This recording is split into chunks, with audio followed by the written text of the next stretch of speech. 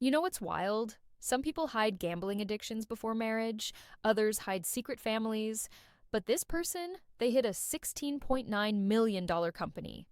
And honestly, they might have just saved themselves from the biggest financial disaster of their life.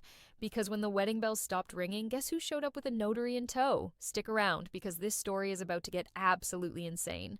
What's up, everyone? Welcome back to the channel. If you're new here, hit that subscribe button because we dive deep into the most jaw-dropping relationship drama, financial nightmares, and life lessons you won't believe are real. Today's story comes from someone who made a decision that most people would call absolutely crazy. They're about to get married, they're in love, everything seems perfect, but there's one tiny detail they conveniently left out. They own a company worth nearly $17 million. Now, before you judge, before you say this person is terrible, dishonest, or manipulative, I want you to hear the whole story. Because by the end of this video, you might actually think this was the smartest move they ever made. Let's get into it. So let's set the scene. Imagine you've built something incredible. Maybe you started in your garage. Maybe you had a brilliant idea that you turned into reality. Maybe you worked 18-hour days for years. Whatever the path, you now own a legitimate business worth $16.9 million. That's not pocket change. That's generational wealth. That's retire early money. That's financial freedom most people only dream about. Now you meet someone. The chemistry is electric. The conversations flow naturally. You start dating, things get serious, and before you know it, you're planning a wedding. Everything feels right. But there's this nagging voice in the back of your head. Do they love you for you? Or would they love you more if they knew about the millions sitting in your business account? It's a question that keeps wealthy people up at night, and honestly, it's a completely valid concern. So our protagonist makes a choice. They don't mention the company, they live modestly, they don't flash wealth, they present themselves as a regular person with a regular job, making regular money, and their partner falls in love with that person. The person who shows up for movie nights, the person who cooks dinner together, the person who laughs at terrible jokes, and plans a future that has nothing to do with dollar signs. The wedding planning begins. It's exciting. It's stressful. It's everything a wedding should be, and through it all, the secret stays locked away. Some of you right now are probably thinking this is deceptive. This is starting a marriage on a foundation of lies. And I hear you. That's a valid perspective. But let me offer you another angle. What if this person wasn't being deceptive at all? What if they were being protective? Not just of their money, but of the authenticity of their relationship. Think about how many stories we've heard about people who suddenly become everyone's best friend the moment money enters the picture. Family members who ignored you for years suddenly need help with their mortgage. Friends who never returned your calls are now pitching you investment opportunities. And romantic partners? Some people become completely different humans when they find out there's wealth involved. Their entire personality shifts. Their life goals change. Their level of affection mysteriously intensifies. By keeping the company quiet, this person ensured one critical thing. They knew their partner loved them for who they actually are, not for what they have, not for what they could provide, not for the lifestyle they could offer, but for the human being standing in front of them. That's actually pretty romantic when you think about it. It's like the ultimate test of genuine love. But here's where the story takes a turn. The wedding happens. It's beautiful. It's perfect. The vows are exchanged. The cake is cut. The photos are taken. And then comes the moment of truth. After the wedding, our protagonist presumably reveals the existence of this $16.9 million company. Maybe it comes up naturally. Maybe they sit down for a serious conversation. Maybe the partner stumbles across documents or bank statements. However it happens, the cat is out of the bag. Now you'd think the partner would be thrilled, right?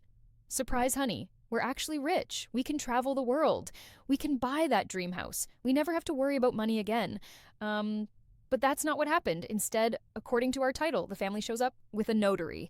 Let that sink in for a moment. The family arrives with legal documentation ready to go. This is where everything our protagonist suspected gets confirmed in the most spectacular way possible. Because when someone shows up with a notary, after finding out about your wealth, they're not coming to congratulate you. They're not coming to celebrate your success. They're coming to stake a claim. They're coming with paperwork that likely involves legal rights to that money.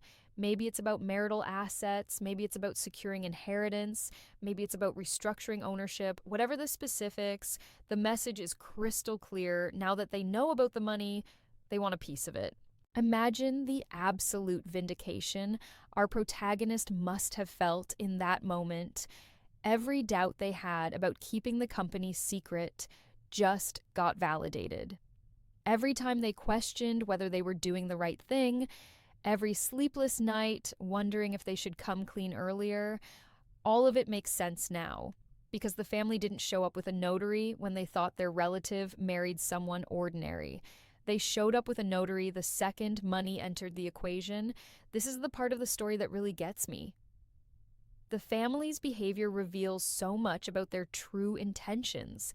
If they genuinely cared about their family members' happiness, if they truly supported this marriage, their reaction to the news would have been joy, excitement, maybe even pride that their relative found someone successful. Instead, their first instinct was to lawyer up, to protect what they now perceived as their interests, to make sure they didn't miss out on their share of the pie. And here's the kicker. In many jurisdictions, assets acquired before marriage can be protected as separate property. If our protagonist kept detailed records, maintained clear separation between personal and business finances, and potentially had the foresight to set up proper legal structures, that $16.9 million company might be completely protected from any claims. By keeping it secret until after the marriage, they actually may have legally secured their life's work. This raises some fascinating questions about prenuptial agreements and financial transparency in relationships. Prenups get a bad reputation. People think they're unromantic, that they show a lack of trust, that they're planning for failure before the marriage even begins. But stories like this show exactly why they exist. They're not about expecting your relationship to fail. They're about protecting yourself from people who see you as an ATM machine rather than a human being. The really sad part is that this situation probably destroyed the marriage. Once that family showed up with a notary, once the true motivations became clear, how do you come back from that? How do you sit across the breakfast table from someone whose family immediately tried to legally claim your assets? How do you trust someone who might have known about their family's intentions? The foundation of trust is shattered, not because of the secret, but because of the reaction to the revelation. Some people in the comments section of the original story are going to say the protagonist was wrong, that honesty is always the best policy, that you should never keep financial secrets from a spouse. And in an ideal world, I'd agree. In an ideal world, you should be able to share everything with your partner and trust that they love you for who you are, regardless of your bank balance. But we don't live in an ideal world. We live in a world where people sue their own family members over inheritance, where lottery winners end up bankrupt because everyone in their life suddenly has an emergency, where successful people have to constantly question whether new friends and romantic interests have ulterior motives. What this story really highlights is the complicated relationship between money and relationships. Money changes things. It just does. It changes how people see you. It changes their expectations. It changes the power dynamics. It changes what people think they're entitled to. And for people who have built significant wealth, navigating relationships becomes exponentially more complicated. There's also a gender dynamic worth discussing here, though we don't know the genders of the people involved. But statistically, when women have significant wealth and men find out about it, there can be ego issues, resentment, or feelings of inadequacy. When men have significant wealth and women find out about it, there can be accusations of gold digging or concerns about being used. Neither situation is ideal, and both reveal how deeply money is intertwined with our social conditioning and expectations. The protagonist's strategy, while unconventional, actually created a beautiful control group for their relationship. For the entire courtship and engagement, they got to experience a relationship based purely on compatibility, attraction, shared values, and genuine connection. There was no financial incentive clouding their partner's judgment, no family members encouraging the relationship for financial gain, no friends pressuring them to lock it down before someone else snatches up the wealthy catch. Just two people deciding if they wanted to spend their lives together. And you know what? Even though the ending seems messy, the protagonist got incredibly valuable information.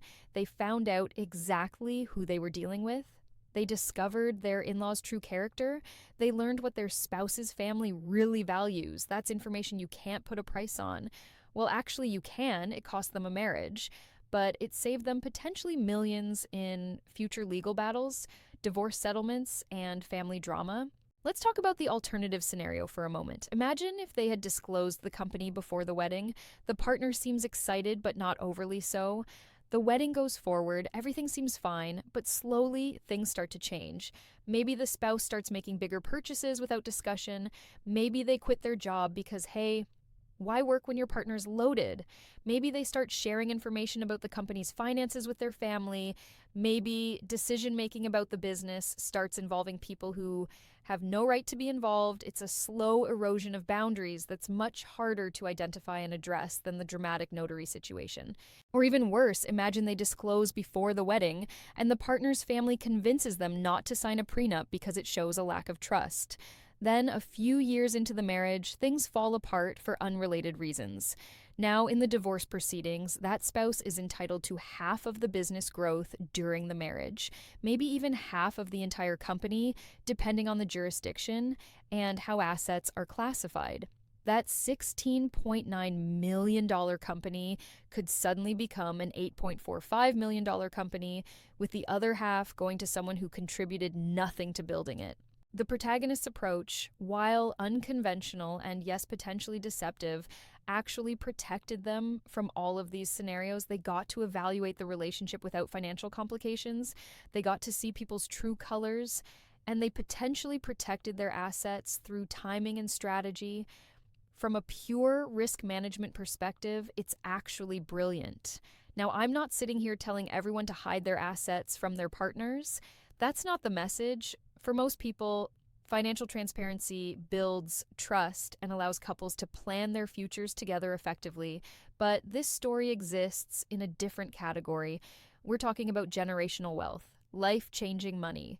The kind of money that makes people act completely irrationally. In those circumstances, extraordinary protection measures might be justified. The really interesting question is what happens next for our protagonist? Is the marriage over? Are they working through it? Did they get an annulment? Is there a massive legal battle happening right now? We don't know the aftermath, but we know one thing for certain. They don't regret keeping the secret. The title says gut so, which means good thing, or rightly so in German. They're standing by their decision, they believe they did the right thing, and based on the family's reaction, it's hard to argue they're wrong. This story should serve as a cautionary tale for anyone entering a relationship with significant assets. Have the difficult conversations, get legal protection in place, understand your jurisdiction's laws about marital property, consider trusts, business structures, and prenuptial agreements, and maybe most importantly, pay attention to how people react when they find out about your money. Their initial reaction tells you everything you need to know about their true intentions. So, what do you think? Was our protagonist justified in hiding their $16.9 million company? Or did they start their marriage on a foundation of deception? Drop your thoughts in the comments below because I genuinely want to hear different perspectives on this. Would you do the same thing in their situation? Have you ever had to question someone's motives when money got involved? Let's have a real conversation about this. If you enjoyed this deep dive into one of the wildest relationship financial decisions I've ever covered, make sure you hit that like button. It really helps the channel grow and lets me know you want more content like this. Subscribe if you haven't already because we post new videos covering everything from relationship drama to financial advice to life lessons you won't find anywhere else. And hit that notification bell so you never miss an upload. I want to give a massive thank you to everyone who supports the channel through memberships, and super thanks. You make this possible and I appreciate every single one of you. If you want to suggest topics for future videos, head over to our community tab where I'm always looking for the next crazy story to cover. Remember, whether you have $16.9 million or $16 in your bank account, protect yourself, trust your instincts, and never let anyone make you feel guilty for safeguarding what you've worked hard to build. Until next time, stay smart, stay safe, and I'll see you in the next video. Peace.